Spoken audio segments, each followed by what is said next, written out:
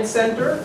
More notably, he shared a Nobel Peace Prize with other scientists for his work on the Intergovernmental Panel on Climate Change, which you probably hear as IPCC.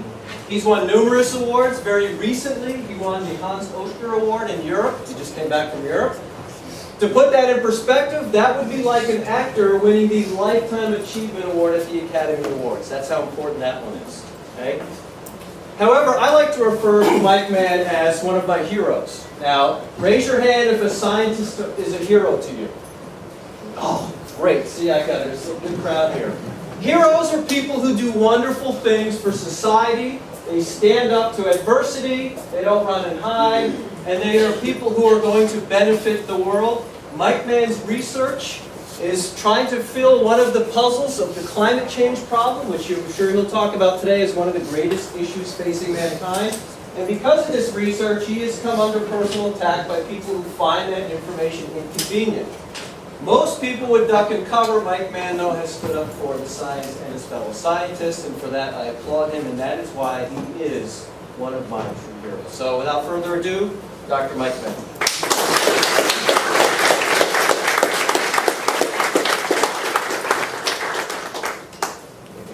Thanks for that very kind introduction, Scott. And Scott is too modest. He's also a real hero for the work that he has been doing to try to defend the science against the very attacks that he's talking about.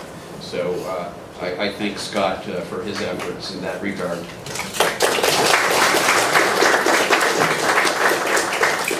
It's great to be here. I don't think I've been this far east on Long Island since I was in high school.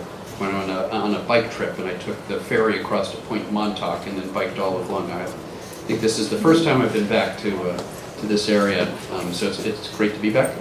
Volume a little closer to the, how's that? Better? Okay, great. All right, well, I'm going to talk about my experiences as a really an accidental and reluctant public figure in the debate over human-caused climate change, and some of the lessons that I like to think I've learned from those experiences and that I can hopefully share with you as well. I'm going to first talk about the underlying science.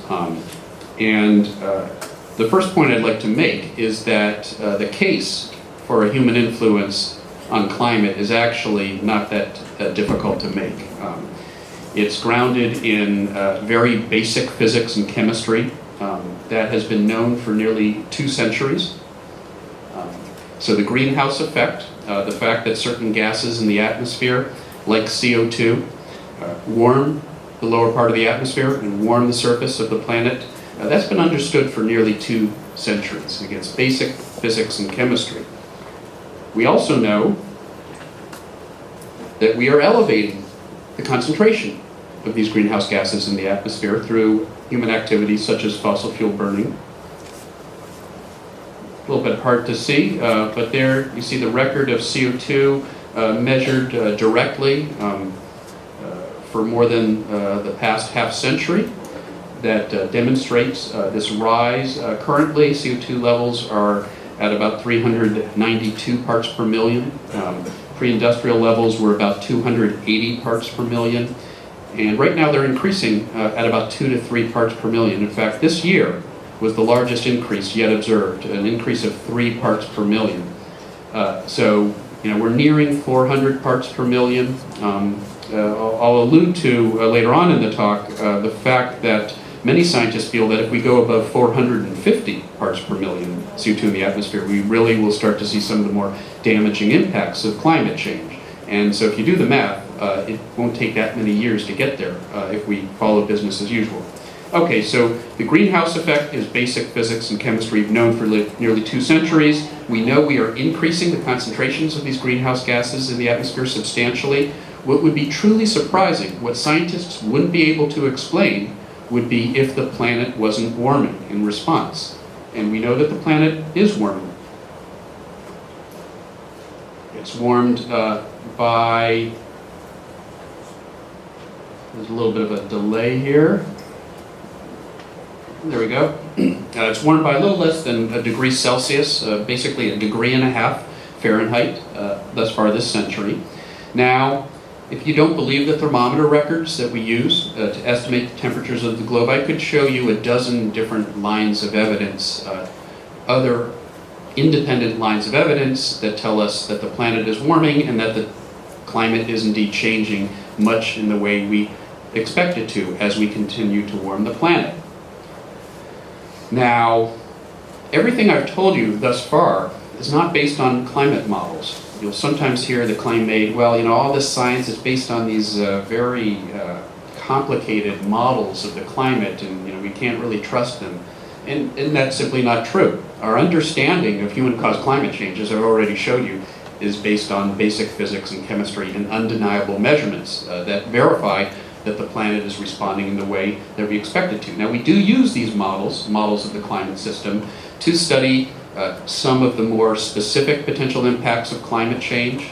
You know, how will rainfall and drought patterns change in North America? We use models that embrace the physics of the atmosphere. They represent the physics of the atmosphere and the ocean, and the way the atmosphere and ocean interact with other components like the ice sheets, and they take into account the balance of radiation, incoming solar radiation that warms the planet, outgoing radiation, terrestrial radiation from the planet, the absorption of some of that radiation by greenhouse gases, which ends up warming the planet even more.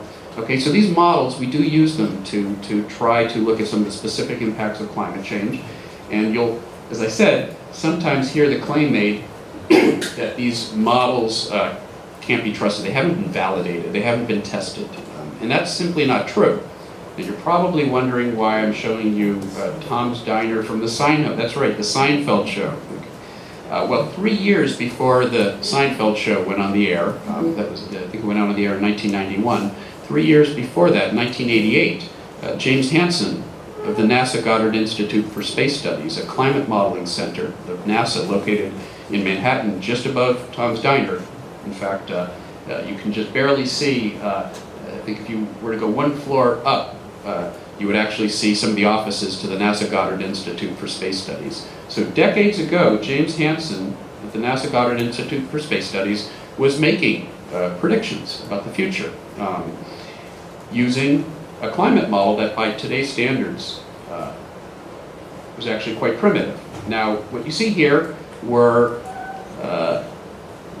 40 years of temperature measurements back in time, at the time that Hansen made these model projections in 1988.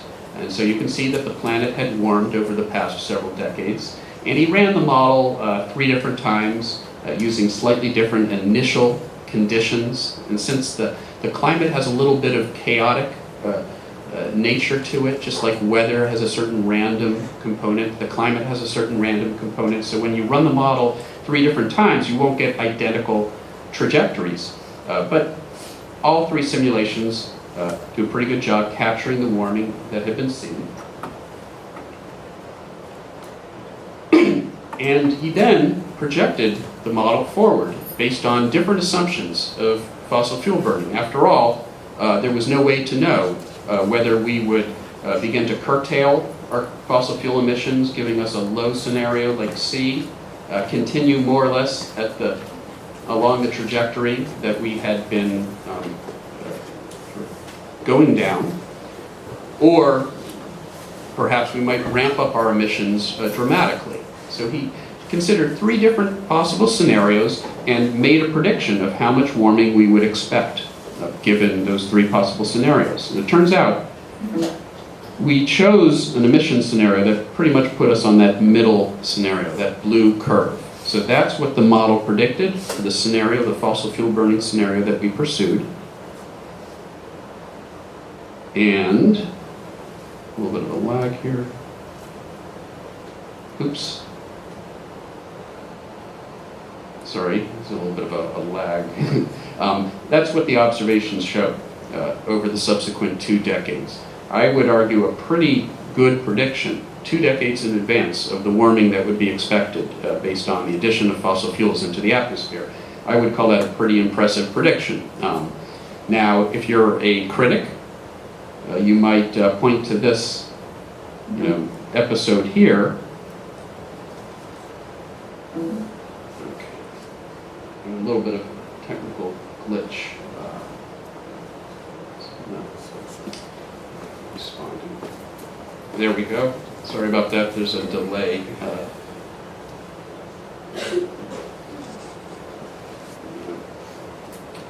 It's appearing there, but it's not.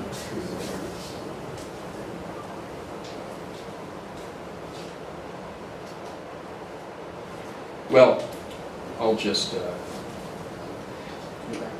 What's that? Can you back up? Okay. All right. So there we go. I need to back up more. That's too far forward. Sorry about this. I really do apologize. Okay, there we go.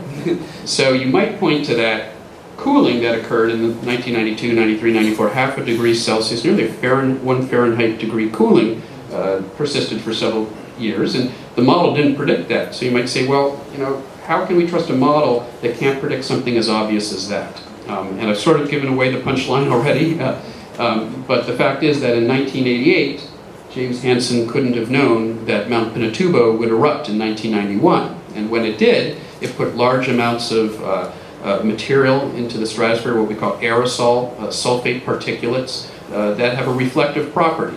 And they reflect some of the solar radiation back to space, so they have a cooling influence on the planet. But what Hansen was able to do in 1991, when Mount Pinatubo erupted, he knew it would take about 6 months for that aerosol cloud to spread around the planet, where it would begin to have a cooling influence. So he had some time to run his model again. And he ran his model, putting in the effects of the Mount Pinatubo sulfate cloud, and it predicted about a half a degree cooling for several years, what was actually observed in the subsequent years. So that was, in fact, another successful prediction. So these models have been tested in a variety of ways, and there's reason to take them seriously. Now, some people will say, well, okay, so you put increasing greenhouse gases in the atmosphere, you can get the climate to warm with thif models, but maybe that's not what's causing the planet to warm. Maybe it's something else. Maybe it's natural factors, like those volcanic eruptions. If there's a change in the number and the intensity of these volcanic eruptions, it can change the temperature of the planet, as we've seen. So maybe that's playing a role. Or maybe it's changes in the output of the sun, the brightness of the sun, which could also influence the surface temperature. These are natural factors that could, in principle, influence the temperature of the planet. But it turns out if you put these natural factors in the models, because we can actually estimate back in time how the output of the sun has varied, the past history of volcanic eruptions. We can put those into the models, and it turns out they actually predict a cooling in recent decades. So if it were natural factors that were at work, not only could they not explain the warming we've seen in recent decades, the climate probably should have cooled instead of warmed. And it's only when we put in the human factor of increasing greenhouse gases, and also a secondary human impact of emissions, particulate emissions that have had a cooling influence in some parts of the globe, that have offset global warming in some regions. If we put those human factors into the models, we are able to explain the record. Okay? Now, what about the future? How much will the planet warm? Well, a lot of that, of course, depends on us. We hold the future in our hands to some extent. We could try to bring emissions to a peak quickly, start to ramp them down, and we could keep the warming. Hard to see the scale, but this is basically, this is 1 degree, 0 degree, -1 degree. This is pre-industrial time. There's -1, so that's +1. This would be 2 degrees warming relative to pre-industrial time. If we were to do what I just described and ramp emissions down dramatically, we could probably keep global temperatures from warming more than 2 degrees Celsius. That's about 3.5 degrees Fahrenheit relative to pre-industrial times. And why is that important? Well, many scientists who have studied the impacts of climate change have determined that once we get beyond about 2 degrees Celsius warming of the globe relative to pre-industrial times, that's when you start to see some of the more damaging impacts of climate change. And most likely, CO2 levels, if they exceed 450 parts per million, which I mentioned earlier, most likely we would exceed that 2-degree warming. Okay, now if we instead continue on the course that we're on with business as usual with our fossil fuel burning, we will likely warm the planet another 3 to 4 degrees Celsius. That's 4 to 5 degrees Celsius relative to pre-industrial times. That's potentially 9 degrees Fahrenheit warming of the globe, and probably double that amount of warming in high latitudes in the Arctic, where polar bears live and where they rely on sea ice, and that sea ice would most likely be gone for a large part of the year in that scenario. So obviously, we can choose the pathway that we pursue. We can try to take action to curtail our fossil fuel emissions and avoid that dangerous human-caused warming of the planet, or we could continue with business as usual. And in that scenario, as my colleague James Hansen, who I referred to earlier, has put it, we would be leaving our children and grandchildren a fundamentally different planet. It won't be the planet that we grew up on, that I grew up on, that you're growing up on.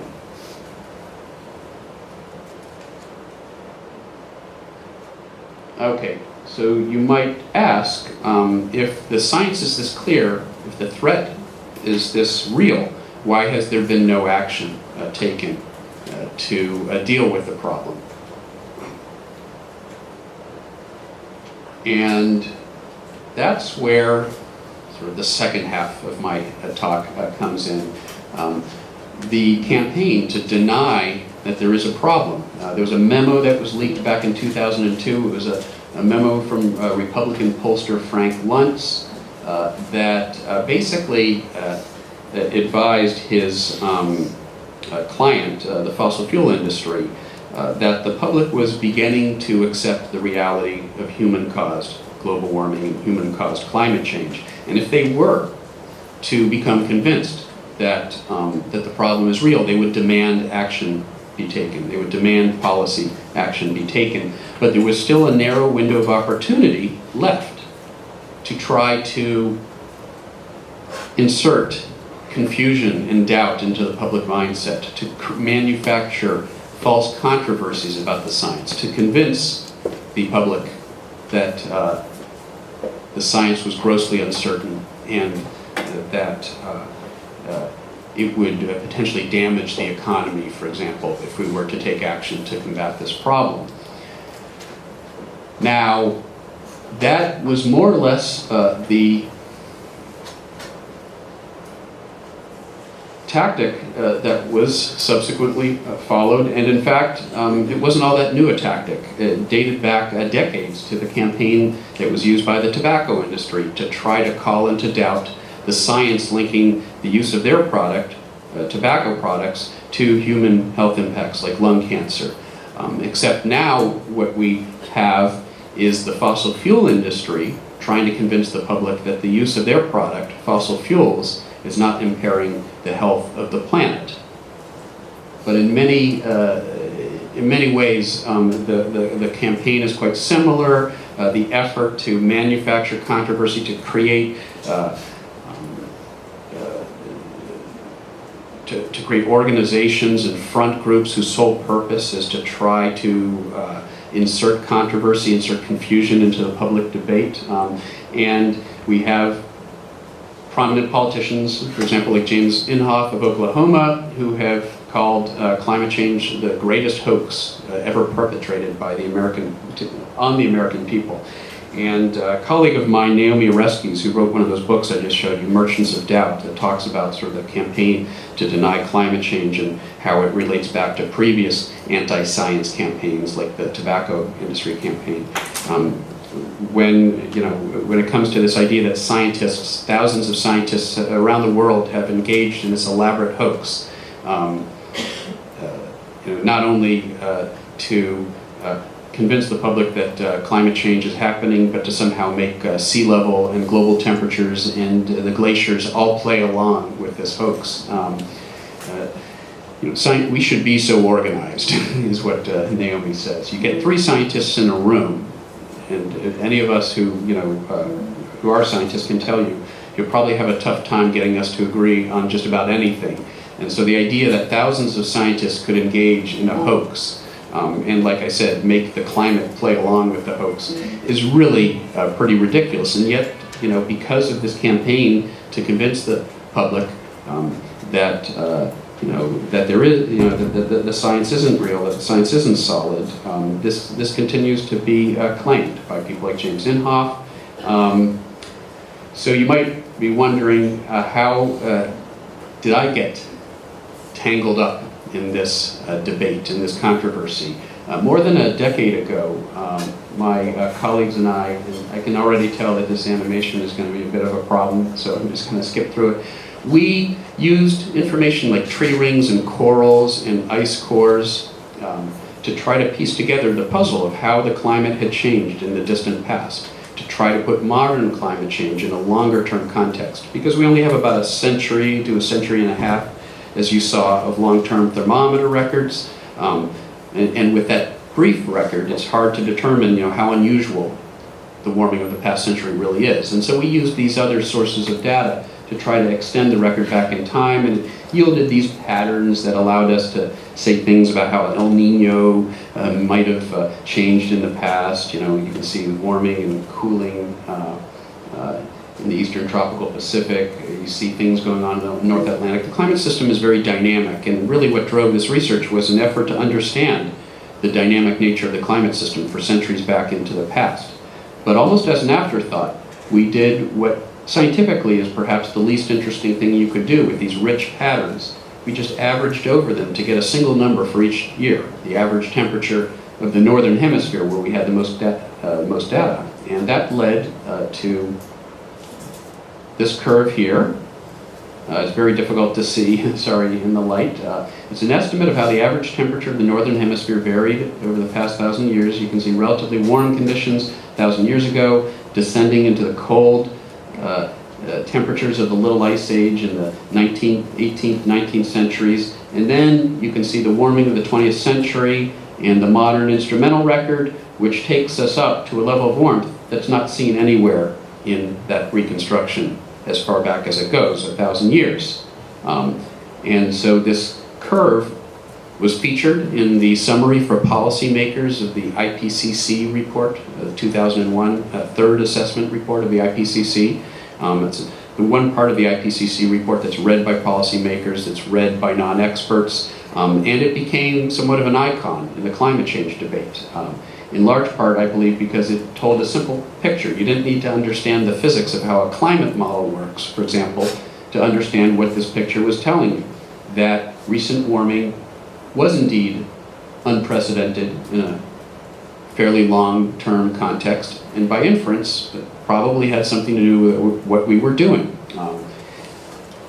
So as happens to icons in the climate change, well, it got a name. It became known as the hockey stick because of the shape of the curve, sort of like a handle and a blade, if you will, of a hockey stick. And it became an icon in the climate change debate, as I mentioned. And as happens to icons in the climate change debate, they become fiercely attacked. And so our work was attacked by those seeking to deny the reality of human-caused climate change, who perceived this graph as a threat, because I think it did communicate in a very accessible way the reality of human-caused climate change. So it didn't really matter that a decade later there was a veritable hockey league. Dozens now of reconstructions of past temperatures using different methods and different data that all come to the same conclusion, that the recent warming does appear to be unprecedented as far back as these reconstructions go, some of them more than 1,000 years now.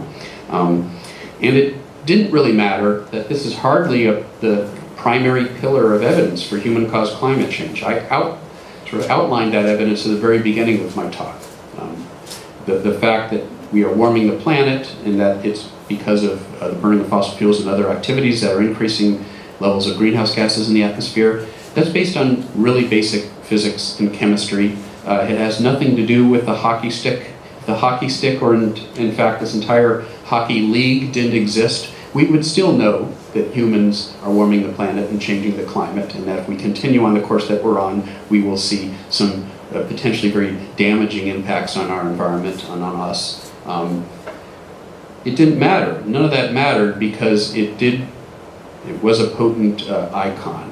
And our detractors felt that if they could take down the hockey stick, they could argue cynically that all of the science underlying human-caused climate change would collapse like a house of cards.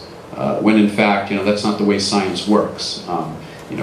The hockey stick was one little piece of a jigsaw puzzle, and that puzzle is mostly filled in. Okay, so we can see the picture clearly. Yes, there are a few pieces missing. There's still a few uncertainties that scientists are working to resolve. We don't understand everything perfectly, but we understand the picture well enough that we can see it clearly. And it doesn't matter whether or not the hockey stick exists or not. That picture is not going to change. Well, so these attacks against me and other scientists have become increasingly political in nature, as you've seen. Some people call this, the politicization of science. I prefer a different term. I like to call this the scientization of politics, because it's something new, I believe. It's the use of science now as just another means of waging politics, as just another political football to support a policy agenda in a way that I don't think we've seen before. And we've reached a point in the public discourse where one side in the policy debate feels entitled to their own facts, not the facts as the scientific community has presented them, but their own set of facts that call into question the consensus of the world's scientists and really come more from a position of ideology than from science. And so that's a very dangerous place that we've reached in our public discourse, and that's what I think is most troubling in my story. And so let me talk a little bit more about my story. In summer of 2005, as I was getting set to move to Penn State University, I was leaving the University of Virginia. My wife and I had accepted positions at Penn State University. And I received a letter, actually it was a subpoena from Joe Barton, the chair of the House of Representatives Energy and Commerce Committee, who, I'm sure it's simply a coincidence, happened to be the largest recipient of fossil fuel money in the US House of Representatives at the time. And he issued a subpoena demanding all of my personal emails and documents from my entire career and those of my co-authors, an open-ended fishing expedition to try to find something to discredit or embarrass us, based on the fact that he had read a criticism of our work in that bastion of climate change science, the editorial pages of the Wall Street Journal. That was the justification to go on this open-ended fishing expedition. This was before Barton was truly a household name, which he did become a couple of years ago for his infamous apology to BP over the oil spill disaster, the Gulf oil spill. So this was back in 2005, and his actions did nonetheless get quite a bit of attention, although I don't think it was the sort of attention he was hoping for or expected. Scientific organizations like the American Association for the Advancement of Science came out blasting Barton for this, what they saw as a transparent effort to intimidate scientists whose scientific findings might be inconvenient to the special interests who fund his campaigns. American Geophysical Union, the largest member society in my field. The journal Nature was arguably a premier science journal. Nature wrote an editorial denouncing Barton's attack against science and scientists. The New York Times, Washington Post, and even Barton's home state newspaper, the Houston Chronicle, which one might have expected to be a little more sympathetic to his political views, called out his efforts as an obvious attempt to harass scientists. Now, you might not be surprised that a congressman like Henry Waxman, Democrat from California, who sort of led the effort to hold the tobacco industry accountable for their misinformation back in the 1980s and 1990s. You might not be surprised that someone like Henry Waxman would come out and defend us against these sorts of attacks. But what you might be surprised is that prominent Republican from this state, Sherwood Bullet, from upstate New York, a former chair of the House Science Committee, a pro-science, pro-environment Republican, came out and denounced his own fellow Republican Joe Barton's actions in some of the strongest words one might imagine, stopping just short of calling him out for modern-day McCarthyism. And John McCain, another Republican, came out to defend us against the attacks by his own fellow Republican, Joe Barton. So the point here is that climate change wasn't such a politicized issue back then, to the point where there weren't prominent Republicans as well as Democrats who were willing to come out and defend science and defend scientists when they were under attack in this way.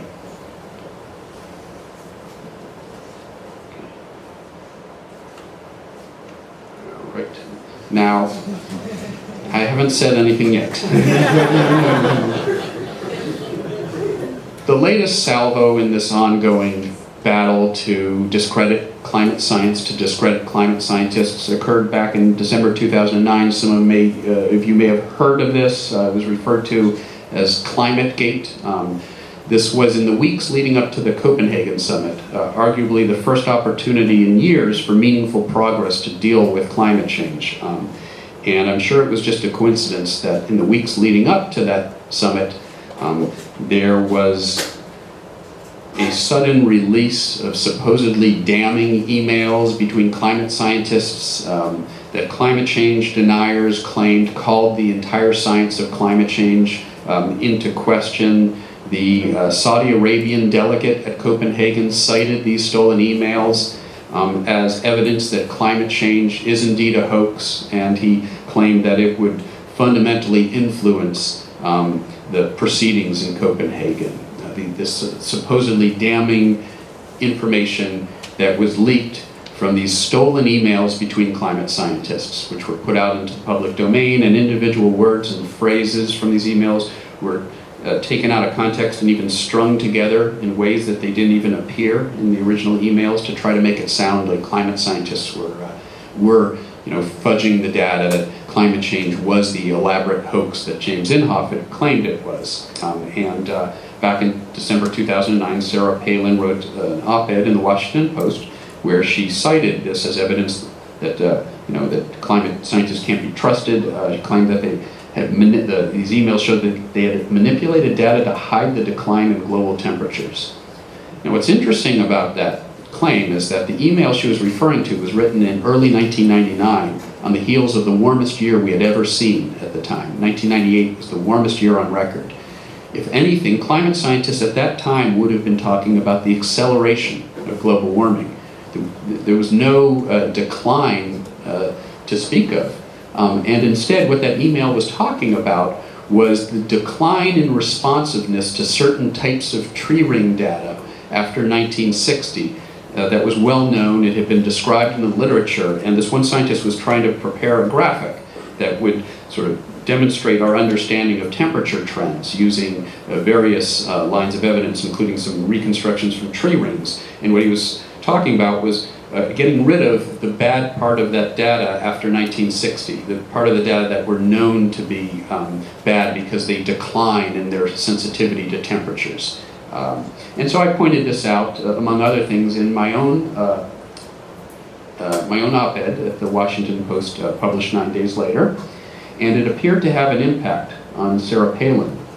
Just last summer, she said that a lot of these emails obviously weren't meant for public consumption, and that they could be misinterpreted if taken out of context. Of course, she was talking about her own emails that had been released in response to a Freedom of Information Act request from her time as governor. Okay, so the attacks continued. James Inhofe, who you may remember from earlier, decided that there were 17 climate scientists. For those of you who've ever seen the movie Manchurian Candidate, remember there were 57 politicians who were supposedly members of the Communist Party and should be prosecuted. Well, Inhofe said there were 17 climate scientists who should be prosecuted for perpetrating the hoax of human-caused climate change. And I'm proud to have been one of those 17 scientists who've been cited by Mr. Thank you. Thank you. So the next salvo in the ongoing campaign to discredit me, in fact, was the Attorney General Ken Cuccinelli of Virginia. And in a scandal that some of you may have... Oops, I'm sorry, that's the wrong Cuccinelli scandal. His next action was to take a page out of the Joe Barton playbook and to use a little known and seldomly used civil subpoena available to the Attorney General to ferret out state fraud, to once again subpoena all of my personal emails with 39 different climate scientists around the world for my entire career, on the basis of the fact that clearly I was helping to perpetrate the fraud of human-caused climate change. And so this was a perfectly reasonable application of the civil investigative demand. But other people didn't really think so. The Union of Concerned Scientists came out quickly condemning Cuccinelli's actions as yet another clear effort to intimidate and discredit scientists whose findings might be inconvenient to the special interests that he represents. The ACLU, the American Association of University Professors, even the conservative Academic Freedom Organization, FIRE, came out condemning Cuccinelli's efforts to intimidate us and our colleagues. Petition of 800 scientists from the state of Virginia denouncing the actions. The AAAS once again came out.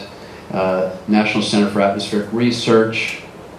The journal Nature issued an editorial again, denouncing this effort, this inquisition, this witch hunt. And even editorial boards and newspapers that had supported Cuccinelli's candidacy denounced his actions in pretty harsh terms. So there was, the Washington Post issued no less than 5 editorials denouncing Cuccinelli's inquisition, as they called it, his witch hunt, as they called it.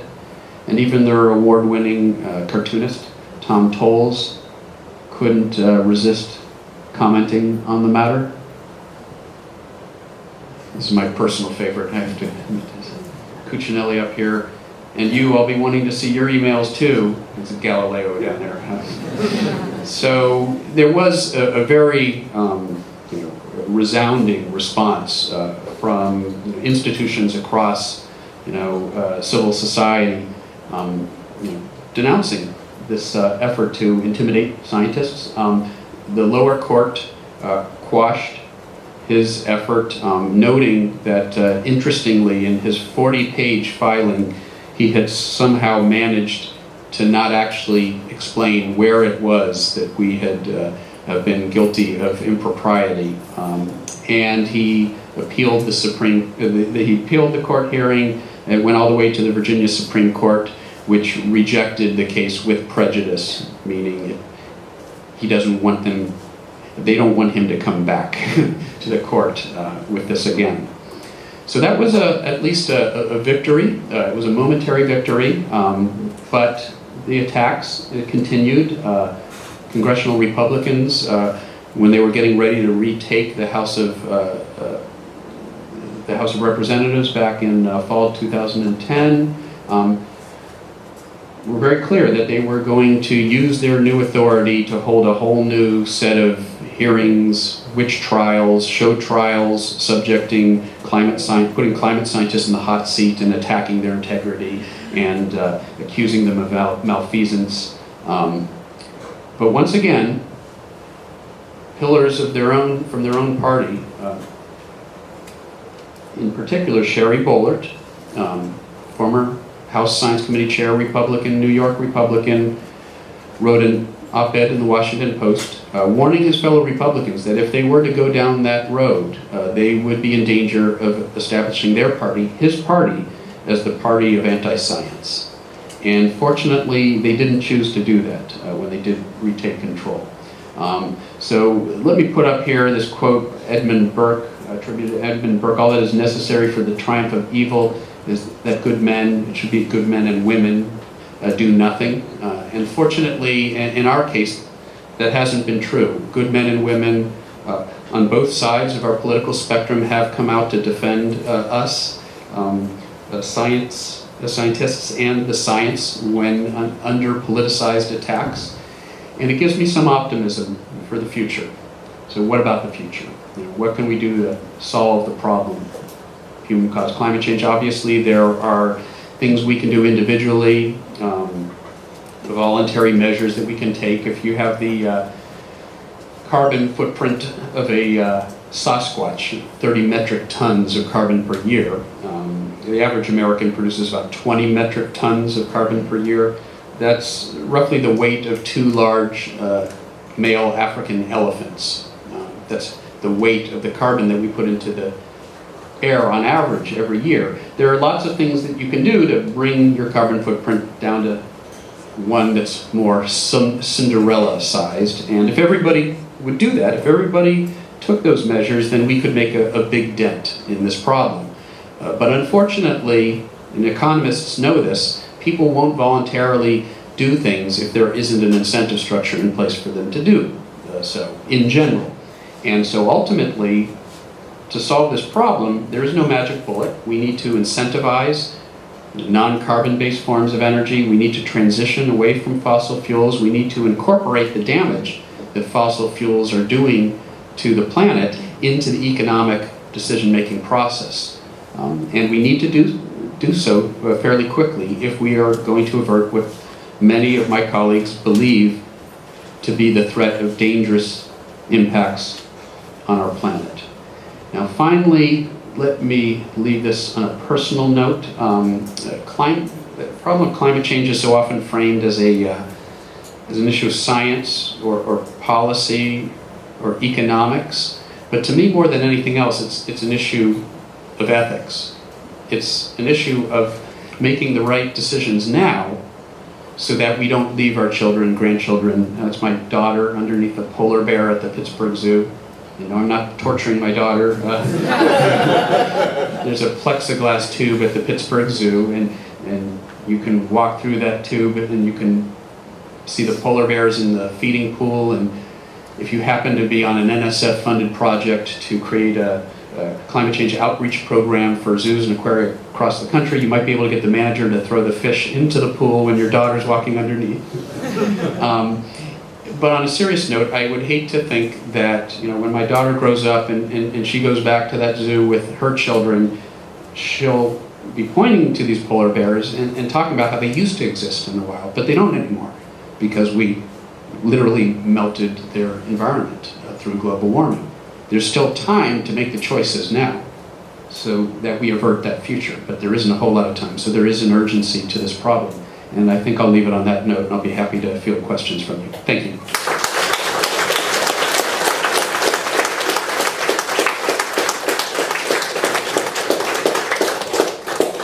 We have some time, so please ask questions. I understand there are also others that might ask questions from remote locations. So we'll come out of here. So okay. Here on this one.